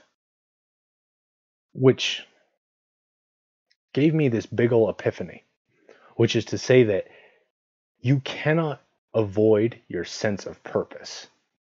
You and me, human beings, cannot do it. It is impossible. We are incapable of avoiding our sense of purpose. Because even if you do something without purpose, that in and of itself has a purpose. A deliberate action like that has a purpose. And so as I sat there and I thought about it, and I thought about this movie, and I watched over it, and the point was that you cannot escape purpose. And the main character in the movie was the same way. He did not understand why things were happening to him, but he was sure that there was a reason for it, because he kept looking for it. Just like the audience kept looking for the point of the movie. And that was the point. This main character never understood why things were happening to him. But we, the audience, do. We understand that something is going on. We understand that the Coen brothers made a movie specifically with a purpose. Because it's a deliberate action. Even if it was meant to be purposeless, that in and of itself was a purpose. Which teaches us about the meaning of purpose and where it comes from. And it creates this sort of logical paradox where you cannot be, there is no escaping purpose. And obviously, it's a very realistic movie. It's not a fantasy necessarily. In fact, it's based on a historic time period, because the movie ends with this tornado that actually happened in the time. It takes place in like the 70s and in this certain city, and the movie ends with that tornado. So it's placing it as much in the real world as humanly possible. So ultimately the point is, the character does not know why things are happening to him, but we know that it's a movie. We know that there's a purpose behind it. And that purpose ultimately was to teach us something. It is impossible to escape that sense of purpose, which is what we're trying to learn. And again, it's sort of this strange paradox. The point I'm trying to make is that human beings cannot escape their sense of purpose, because we are just like that character. Not only watching that movie and following him along, but in our own lives, we look at suffering and we wonder why. We look at all the hardships we face and we wonder why. Why would God put us through this if there is a God? Why would he do that? Why would he, she, or it do that? We don't understand. And we think that just because we don't see a purpose, we lose faith, and then that's it. But we don't lose our sense of purpose. And that's the key difference. That no matter how terrible things are, we still cannot escape that idea that something does not have a purpose. It is impossible for us to enjoy something that doesn't have a purpose. That is where our pleasure comes from, is knowing that something has a purpose and deliberately seeking that purpose out. And we get frustrated when we don't see that purpose. That doesn't mean that there isn't one. And just like how this character didn't see why all this stuff was happening to him, but we do, it stands to reason that just because we don't see the purpose behind things doesn't mean there isn't one.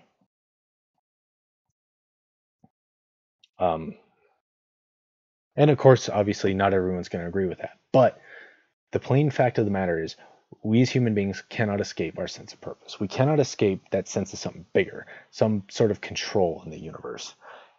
Even people that don't necessarily believe in God or creation believe that human beings surpass animal intellect. That perhaps, well, it's not a universal belief, but there is this belief that human beings perhaps, because we're so different from other animals on Earth, that we're perhaps the alien seed of some distant intelligent life. And we don't know why that would be, if it was just an accident that mutated, or if we were deliberately put on this Earth by these other aliens for a purpose. But there are people that don't believe in God, but believe in this sort of thing, because we need that sense of purpose. And again, it goes back to that question, why on earth would we have a sense of purpose like that? Because other animals only have purpose as far as it pertains to their literal needs. You know, the 4 F's. If an animal eats, or if an animal seeks out food, it only does that because its body is hungry. But human beings have a desire for the abstract, for the unknown, for things that we can't really comprehend, but that we still seek out. And the question, of course, is why? What sort of animal does that? Well, only human beings do that. So it implies that the human race is something beyond simple foolishness, something beyond simple animality, that there is some higher intelligence within us that is innate and unavoidable that we have. And of course, you know, not all human beings are the same. There are people that who are mentally handicapped, or you know, what have you. And those in and of themselves pose their own philosophical questions. But for the most part, you consider these people, for lack of a better term, aberrations, and that the actual normal issue is that human beings in and of themselves, grown properly, if you will, although properly is arguable, but whatever, grown in their own way, have this sense of purpose and this sense of importance. And that's an important philosophical question, because no other animal has that. And even someone like Charles Darwin, who was a deist traditionally, which meant that he believed in God but not necessarily in religion, he, in thinking on evolution, he wondered about human consciousness. And he thought, well, if we ascend from the same primordial ooze as all other animals, you know, what does that mean about our judgment? You know, what does that say? Does that mean that human judgment is less? Does that, like, would you trust a monkey in its rationality if it can be said to have rationality? And would you consider human beings to have a different rationality? And if so, why do we have that? And, you know, I'm not going to sit here and pretend I have all the answers, but I will say that that question of purpose is important. Why do we have such a sense of purpose?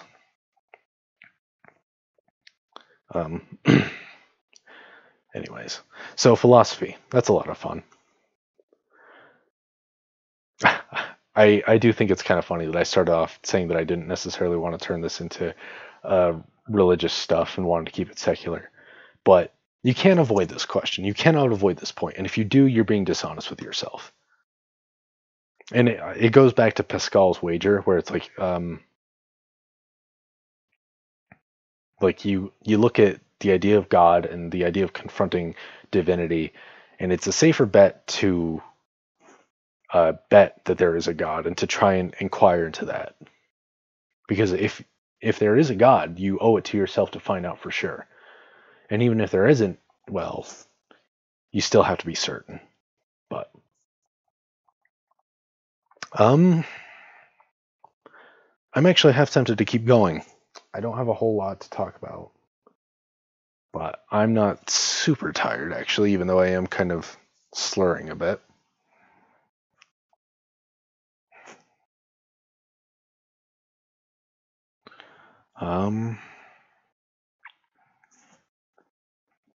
I do have a communications test tomorrow. Maybe I should get some rest, but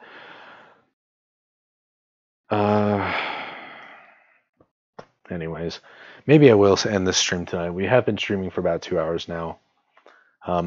It's been great gallivanting and talking about my own perspective on religion and spiritual beliefs. But definitely check out A Serious Man if you have a chance. It's one of my favorite movies. Admittedly, it's on a personal. It's more of a personal preference.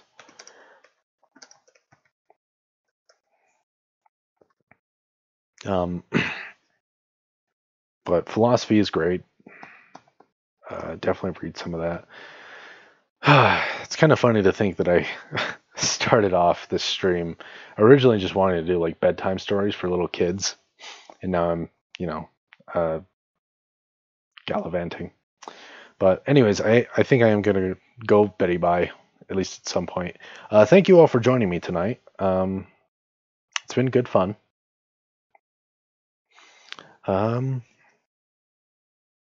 We do stream typically once a week at Sundays on 8 p.m. Pacific time. Let me think. I believe I might have a family event next week. Yes. So my family does like to get together on Sunday nights. And what that means is that I don't always... Obviously, my family takes priority, so I'm not going to...